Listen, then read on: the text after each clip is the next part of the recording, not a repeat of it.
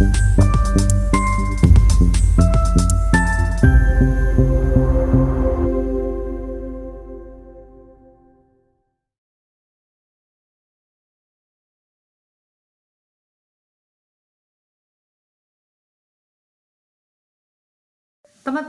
Shalom, puji Tuhan. Hari ini kita akan menyaksikan sebuah video kesaksian saudara kita bernama Fuji Rahayu yang sebelumnya dia memperdalam agamanya yang lama. Tetapi kemudian dia justru menjadi seorang pengikut Tuhan Yesus dan sangat mencintai Tuhan. Seperti apa sebenarnya kisah lengkapnya?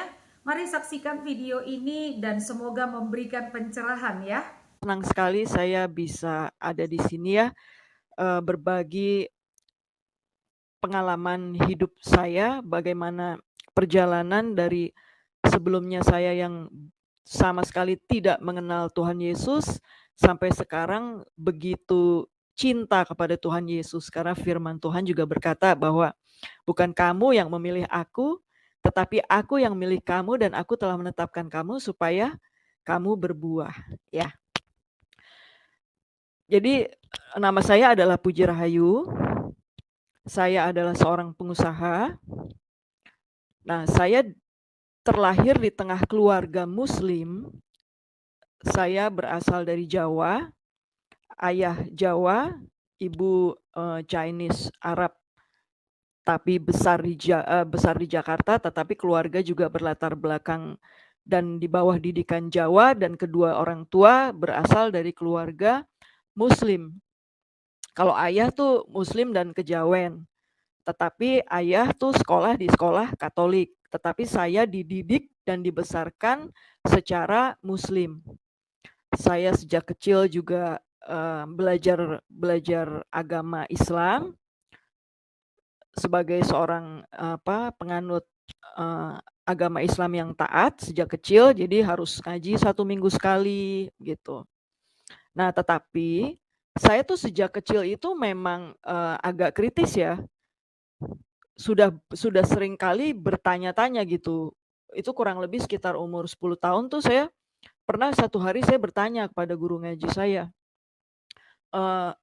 "Kenapa sih kok Nabi Muhammad," kan satu hari guru ngaji saya tuh bercerita gitu bahwa Nabi Muhammad itu terlahir atau berada di zaman jahiliyah, sehingga waktu itu Nabi Muhammad harus menikahi wanita-wanita. Saat itu seperti itu, pernah ada satu cerita yang disampaikan oleh guru ngaji saya. Kemudian saya bertanya, jadi saya sejak kecil memang sudah cukup kritis gitu. Kenapa nggak diadopsi aja gitu wanita-wanita tersebut, atau diangkat jadi adik atau diangkat jadi anak? Tapi saya belum pernah dapat suatu jawaban yang cukup memuaskan gitu. Mungkin saya juga nggak menyalahkan, mungkin guru ngaji saya saat itu memang nggak tahu jawabannya juga. Nah, semakin beranjak dewasa, saat itu saya tuh memang merasakan suatu kekosongan ya di dalam hati saya, sampai saya tuh memperdalam agama. Saat itu kan memang agama saya adalah Islam ya, saya seorang Muslim. Jadi saya secara diam-diam itu karena kan waktu di zaman saya dulu tuh hijrah itu belum tren, dan saya dulu sangat bergaul gitu. Jadi kalau saya tuh seperti memperdalam agama gitu di depan teman-teman saya, terus terang saat itu saya agak malu. Jadi saya diem-diem. Tapi saya semua sholat itu saya jalankan. Semua sholat sunnah tuh saya lakukan. Saya betul-betul memperdalam agama Islam saat itu karena saya memang mempertanyakan keberadaan Tuhan. Tuhan ada atau enggak gitu.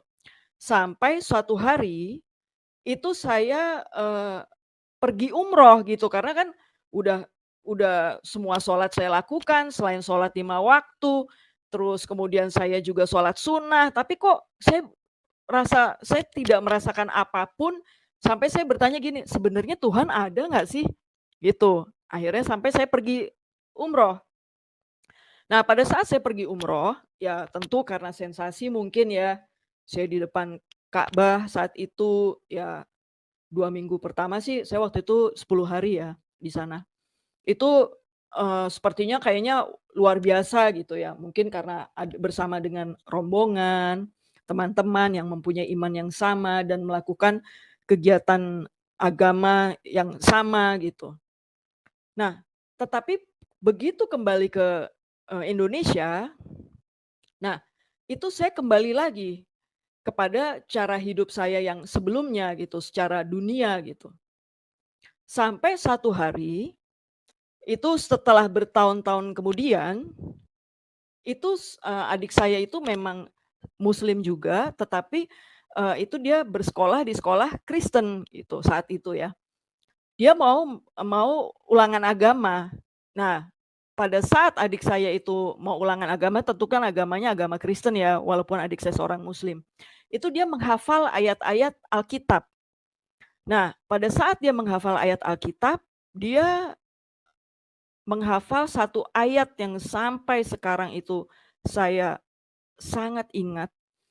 Yohanes 3 ayat 16, karena begitu besar kasih Allah akan dunia ini, sehingga ia mengaruniakan anak yang tunggal, sehingga setiap orang yang percaya kepadanya tidak binasa, melainkan beroleh hidup yang kekal. Nah, pada saat saya mendengar ayat tersebut disampaikan oleh adik saya dia yang lagi menghafal itu saya seperti ada sesuatu yang melompat di dalam hati saya gitu. Saya ambil Alkitab dari kamarnya, saya baca Alkitab tersebut. Nah, pada saat saya membaca cerita mengenai Tuhan Yesus, itu saya seperti di dalam hati saya tuh ada api yang berkobar gitu, menyala-nyala. Nah, itu saya di situ bilang sama diri saya sendiri, ini dia nih Tuhan yang gue cari gitu. Nah, sampai satu hal itu luar biasanya Tuhan Yesus. Nggak cukup sampai di situ. Dalam hati saya udah begini, ya udah deh, yang penting saya udah percaya Yesus adalah Tuhan. Ternyata nggak cukup sampai di situ. Satu hari saya tuh mengalami kecelakaan. Nah, pada saat saya mengalami kecelakaan, jadi tuh mobil saya rusak sekali, hancur, tapi saya dalam kondisi baik-baik aja gitu. Nah, pada waktu saya bangun tidur, saya tuh begini, kalau tadi malam saya tuh meninggal, saya pulang kemana ya? Ada satu ketakutan, ada satu kegelisahan yang luar biasa saat itu saya alami. Pada saat itu, satu hari itu saya tetap melakukan aktivitas, pergi bekerja, meeting, tetapi pikiran saya tuh nggak ada di situ gitu loh pada saat saya melakukan meeting itu. Sampai saya ke toilet, saya izin ke toilet, saya telepon seorang kerabat yang sudah lebih dulu menganut agama Kristen dan sudah melayani. Saya ceritakan apa yang saya rasakan, betapa saya merasakan satu ketakutan dan kegelisahan, terus saya juga merasakan hati saya itu seperti kosong. Nah, kemudian saudara saya tersebut bilang bahwa hati yang kosong itu harus diisi oleh Tuhan Yesus gitu. Apakah kamu mau mengundang Yesus masuk ke dalam hatimu dan hidupmu sebagai juru selamat pribadi? Nah, karena saya memang sebelumnya itu pada saat saya baca ayat-ayat atau cerita mengenai Yesus di Alkitab itu saya udah percaya gitu bahwa Yesus adalah Tuhan yang saya cari. Jadi nggak apa-apa, buat saya nggak masalah gitu. Karena kan firman Tuhan juga di dalam Roma 10 ayat 9 dan 10 berkata, dengan hati orang percaya, dengan mulut mengaku, maka kamu diselamatkan. Jadi saya saat itu mengundang Yesus masuk sebagai juru selamat pribadi ke dalam hati, ke dalam hidup saya. Dan luar biasa sekali, saya yang sebelumnya itu tuh ada rasa ketakutan, kegelisahan, saat itu juga saya seperti ada satu beban, itu yang diangkat gitu loh, dari bahu saya, terus kemudian saya merasakan tuh damai yang sebelumnya saya belum pernah rasakan, dan isi kepala saya tuh kayak ringan sekali saat itu. Itu luar biasa sekali tuh, pengalaman yang nggak pernah saya lupakan hingga saat ini. Nah, terus saya juga merasakan kasih yang belum pernah saya rasakan sebelumnya, sukacita. Saya waktu itu nggak tahu ya kalau itu namanya sukacita, saya pikir itu happiness. Tapi begitu saya terus-menerus membangun hubungan dengan Yesus dan punya pemahaman yang benar akan anugerah, akan keselamatan, maka saya tahu bahwa itulah yang namanya damai sejahtera, itulah yang namanya sukacita, gitu. Nah, setelah itu, mulai saat itu saya betul-betul menyerahkan hidup saya kepada Yesus. Walaupun keluarga dan teman-teman, karena saya masih, bergaul dengan lingkungan muslim dan keluarga saya juga muslim, saya diam-diam jadinya. Saya diam-diam, saya pergi ke gereja tuh diam-diam. Tapi minat saya itu udah berbeda. Kalau dulunya tuh mungkin saya sangat duniawi, minat saya, keinginan saya, kerinduan saya tuh udah beda. Saya tuh udah inginnya tuh baca Alkitab. Kalau dulunya tuh saya suka pergi, sangat bergaul gitu ya. Mungkin saat itu suka ya ke klub gitu, saya udah mulai berkurang gitu. Saya lebih suka di kamar, baca Alkitab gitu. Saya belum pernah diajar oleh orang lain mengenai, firman itu gitu. Jadi saya saat itu cari sendiri, saya berdoa, ngikutin manualnya kan kalau di Alkitab tuh di depannya tuh kan ada ya tulisannya cara baca Alkitab tuh dulunya ada lembarannya. Saya dari seperti itu mulainya. Nah, tetapi lama-kelamaan perubahan itu terlihat. Sampai satu saat orang tua saya tuh tanya, soalnya kan ya mungkin saya setiap hari Minggu tuh jam-jamnya tuh sama gitu, pergi ke gereja, diem-diem sendirian. Sampai satu hari orang tua saya tanya, "Apakah kamu tuh sudah pindah agama Kristen?" Saya bilang, "Iya, saya sudah menganut agama Kristen." Saya bilang begitu. Wah, itu nggak mudah, tapi puji Tuhan, Tuhan tuh begitu baik ya. Saat itu saya masih bekerja bersama dengan orang tua, dengan ayah saya, dan anak-anak Tuhan itu punya excellent spirit. Jadi pasti karena kita punya roh yang besar, roh yang mengalahkan dunia di dalam kita, itu kualitas kita pasti berbeda kalau kita tuh mengandalkan kepada Tuhan. Jadi saat itu di perusahaan, itu saya termasuk orang yang diandalkan. Jadi nggak semua orang tuh bisa sembarangan, ayah saya juga nggak berani juga, karena dia tahu bahwa saya tuh punya sesuatu yang berbeda. Nah sekarang saya baru tahu kalau itu namanya favor gitu loh, anugerah, perkenanan Tuhan. Nah nggak mudah juga, tetap aja. Sampai di dalam perjalanan dulu, ibu saya itu pada saat makanan yang udah saya pegang, itu tuh ibu saya tuh dulu nggak mau pegang. Karena saya dianggap murtad gitu. Ya saya juga sempat dikucilkan juga oleh keluarga, oleh lingkungan teman-teman, kolega tuh juga dulu seperti itu juga. Tapi saya tetap bertahan dengan iman saya. Bahkan saya dulu pernah mengalami kejatuhan usaha, teman-teman sahabat saya yang sebelumnya tuh pada saat mengalami kesulitan, bisnis partner saya itu saya bantu, itu betul-betul meninggalkan saya semua. Ya seperti rasanya betul-betul saya pernah mengalami seperti sendiri gitu loh.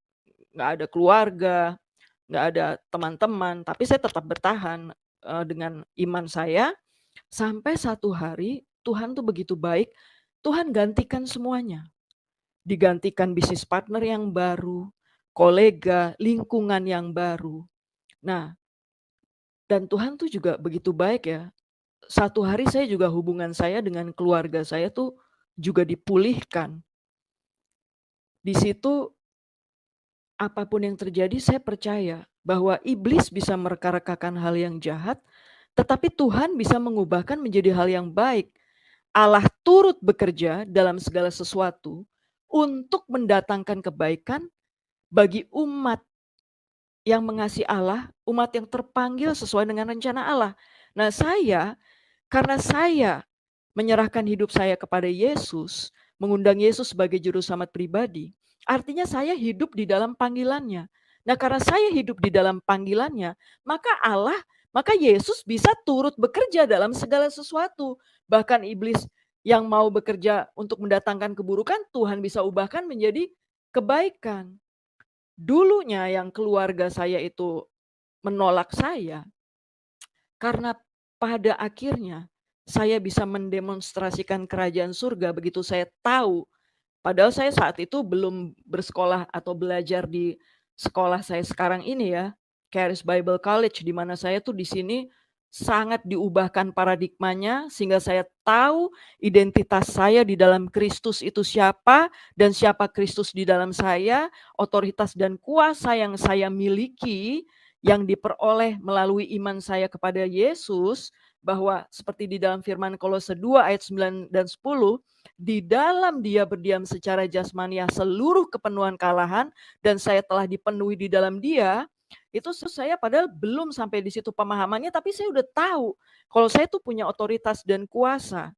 Saya udah tahu bahwa kepada saat saya menumpangkan tangan untuk berdoa kepada orang sakit, maka orang itu sembuh. Maka pada saat saya udah paham siapa saya dan otoritas dan kuasa yang saya miliki, saya mulai berani berdoa. Saya mulai mendoakan keluarga saya. Pada saat keluarga saya sakit, pada saat keluarga saya mengalami pergumulan, akhirnya mereka bisa melihat bahwa saya punya Allah yang berbeda. Saya punya Allah yang hidup. Dan saya berdoa dalam nama Yesus. Sehingga akhirnya sampai sekarang, kalau ada apa-apa, bahkan meskipun keluarga saya masih Muslim, itu udah percaya bahwa 2-3 orang berdoa kepada Bapa dalam nama Yesus, yaitu doa sepakat, itu maka doa kita dijawab. Sehingga keluarga saya hingga saat ini sudah mulai terbiasa untuk berdoa sepakat dalam nama Yesus. Meskipun mereka saat ini masih Muslim. Dan kalau sakit, itu juga berdoa secara kepercayaan saya dalam nama Yesus juga, gitu. Jadi banyak sekali mujizat kesembuhan yang saya alami, di mana tahun 2013 itu saya pernah mengalami sakit liver.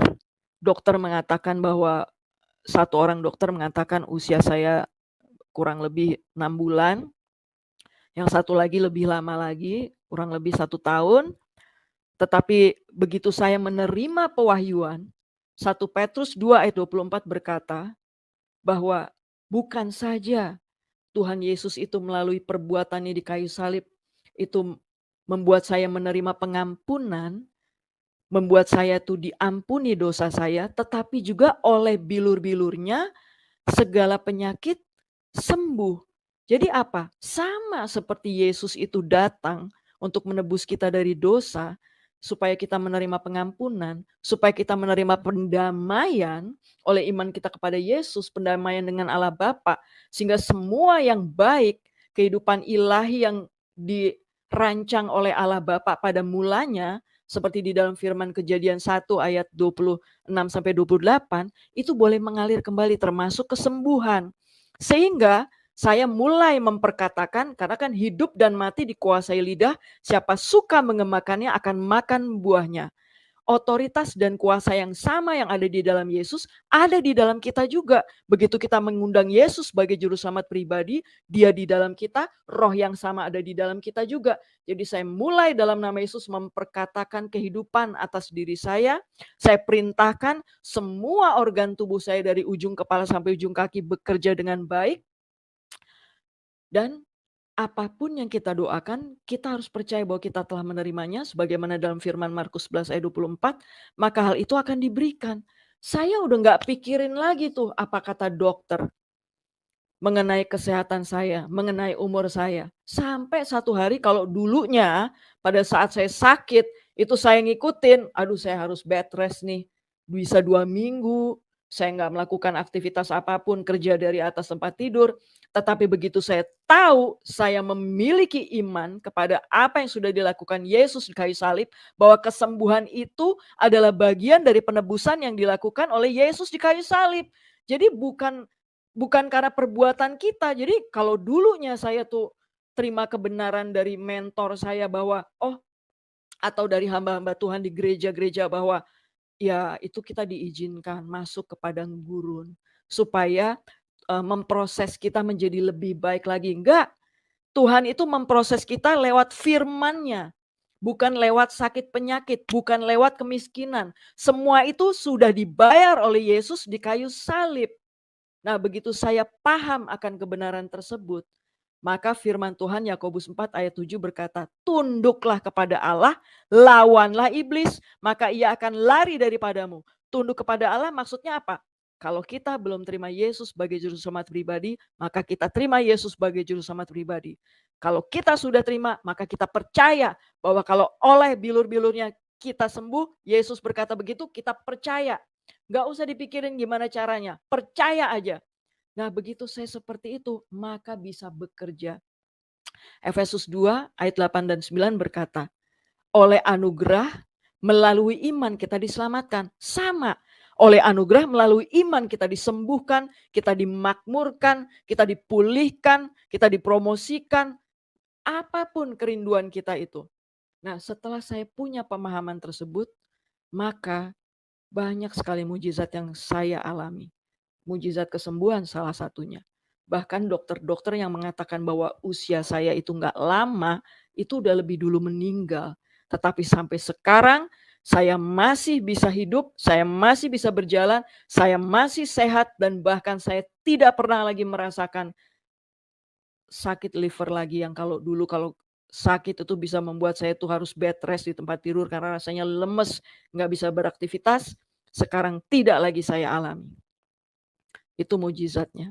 Dan mujizatnya yang lain lagi, keluarga saya sudah mulai menerima. Keluarga saya sudah mulai terbiasa berdoa di dalam nama Yesus.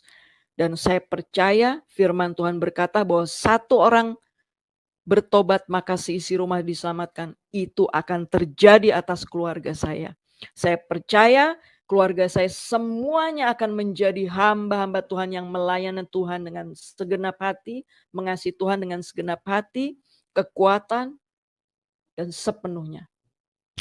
Sekian, terima kasih. Tuhan memberkati. Yohanes 3 ayat 16 berkata, karena begitu besar kasih Allah akan dunia ini, sehingga ia telah mengaruniakan anak yang tunggal, supaya setiap orang yang percaya kepadanya atau mempunyai iman kepadanya tidak binasa. Nah, dulu pada saat saya menerima Yesus, saya pikir itu aja tujuannya.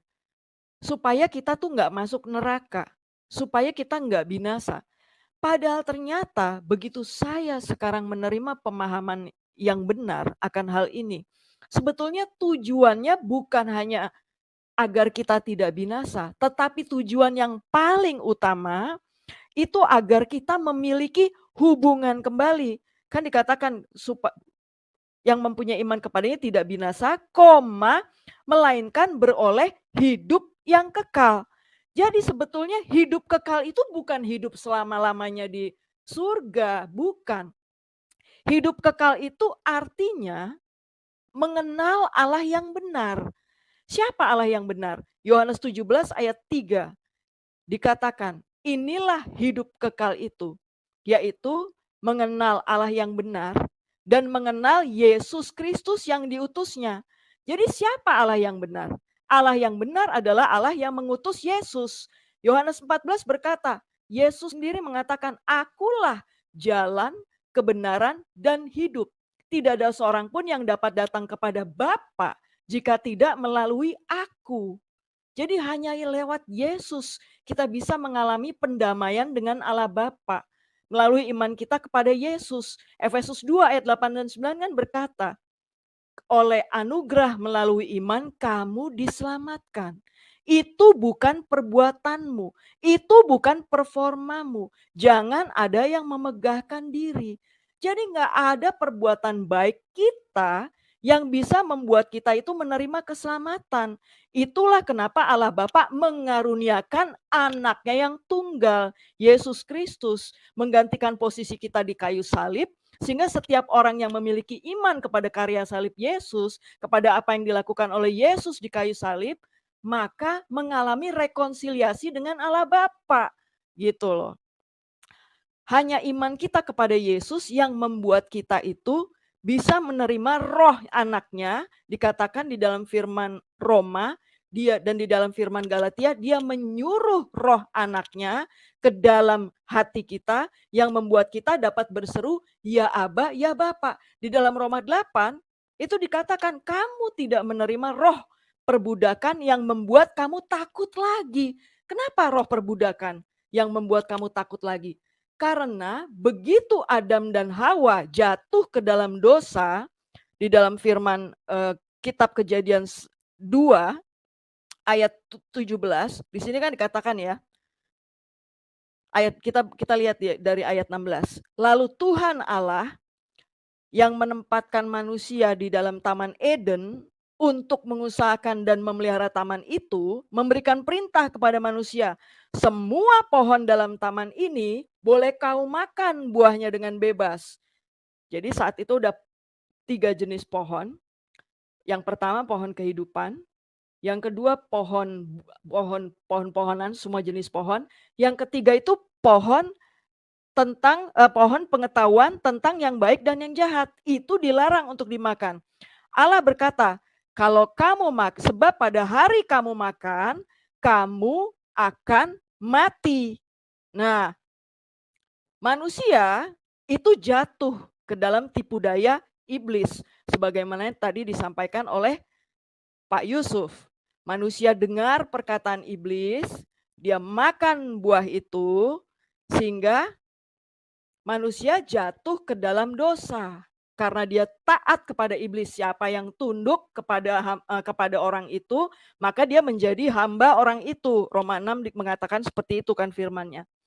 Nah, manusia kodratnya yang tadinya kodrat ilahi, itu berubah jadi kodrat dosa.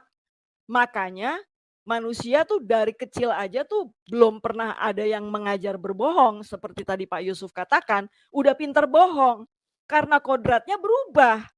Karena Adam dan Hawa jatuh ke dalam dosa, dari yang sebelumnya kodratnya ilahi jadi kodrat dosa. Itulah pentingnya memiliki iman kepada Yesus. Sehingga kodrat manusia itu bisa kembali lagi menjadi kodrat ilahi. Nah, akibat manusia atau Adam dan Hawa jatuh ke dalam dosa tuh, bumi itu jadi apa? Kuasanya yang tadinya bumi itu diberikan kepada manusia, pindah kepada iblis.